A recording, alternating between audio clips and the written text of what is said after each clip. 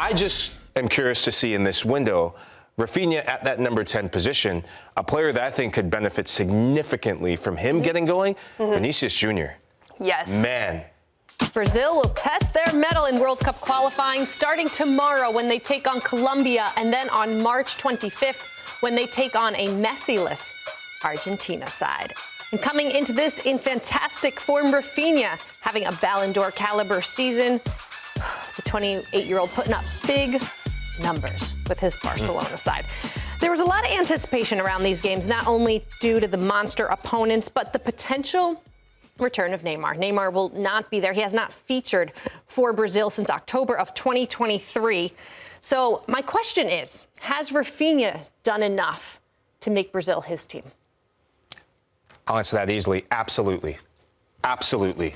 Right now, this Brazilian national team, and I hammered them in the last couple windows because they were deserving of it, they look devoid of an identity. And there's this void that creative players and special players can only fill. Neymar, what he meant to the Brazilian national team, he was not just their football leader, he was their spiritual leader, their emotional leader. Right now, Brazil, they need Raphinha, not just his goals that he's scoring for Barcelona, but people forget this guy is also a creative machine. He's got 5 assists in his last 6 matches coming in the international break. So he's on form in terms of creativity. He's the one pulling the strings from a central position. And with Neymar operating in that number 10 position, talking to people associated with Brazil on the ground there, they're saying that fans in Brazil, they're looking to him not just to be the difference maker, but to be that prototypical number 10. He's played it for Barcelona. In that match against Atleti, Hansi Flick brought him into that number 10 position, and it was the parting of the Red Seas. You see the pass that he made to, Ferran Torres? Yeah. He needs to do it, and he can do it for Brazil, because with the table, what it is, Brazil are only 1 point ahead of Paraguay, and the pressure is ratcheting up looking at the teams that are playing in Colombia and Argentina. I mean, you can't be the leader of the team and of the nation and of a national team when you're just not there. And, it seems like there's some type of, I don't know what it is, curse looming over Neymar every single time. It's like he's back from injury. Now it's Brazilian national team call up, and then he gets injured right beforehand. So when you look at how long and how many absences he's had, and most of them are all due to injury, though. So I'm not blaming Neymar. What I'm saying is that when you have a national team, you need a leader that is consistent, to your point, that is ball-in, but also represents the identity of a nation through their footballing characteristics and their ability to pull them through adverse moments. No better player right now for Brazil than Raphinha. I completely agree. And watching how he'll put the team on his back. They're down a man. They have 10 men on the field. He'll be the one to take the ball and have an audacious shot that ends up going in goal.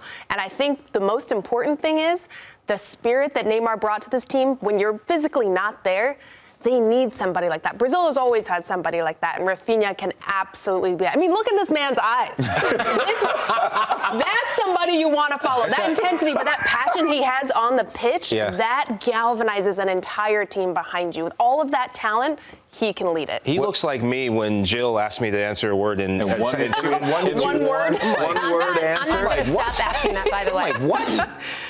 I mean, what I will say, though, from an emotional standpoint and from a nostalgic standpoint, these types of era shifts, if you will, are not easy. They really aren't easy. So when you even look back at the time when the team was being handed over to Neymar, you're saying goodbye to the likes of Ronaldinho. You're saying goodbye to players that, globally we love.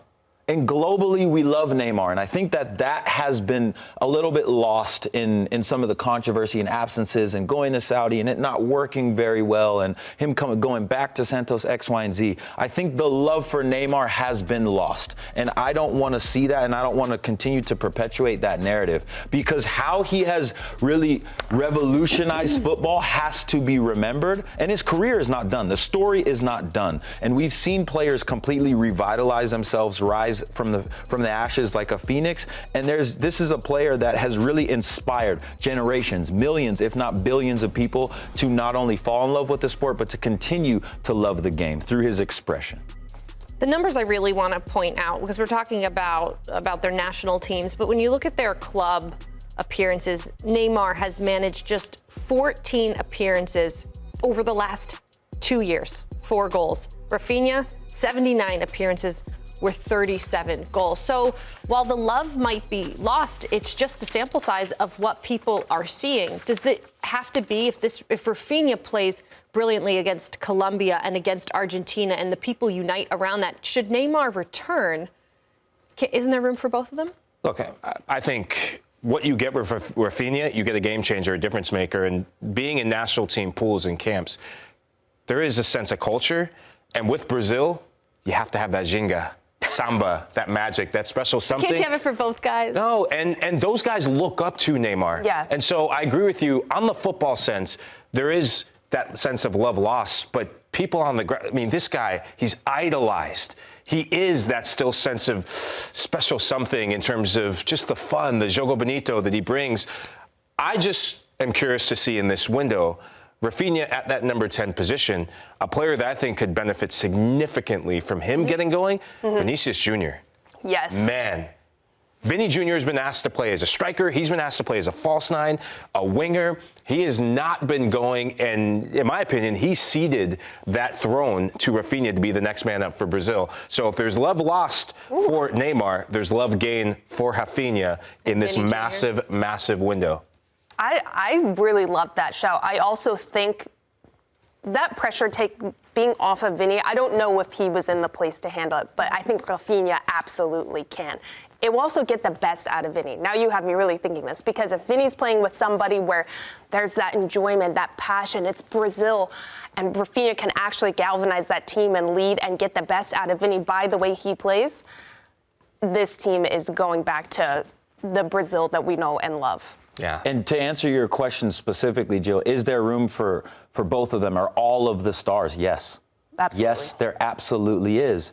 And this was to my earlier point. When you look at the historics of the Brazilian national team that we all fell in love with when we were kids, Lahoud, you have a turning of the guard at all times. When Roberto Carlos is coming to an end, you have players that are coming in. When you have R9 that is, descending, you have Ronaldinho ascending. When Ronaldinho is descending, Neymar is ascending. So it's just an ebb of flow of the times. But when the top dog now is not the top dog, that doesn't mean that they're just completely done and dusted.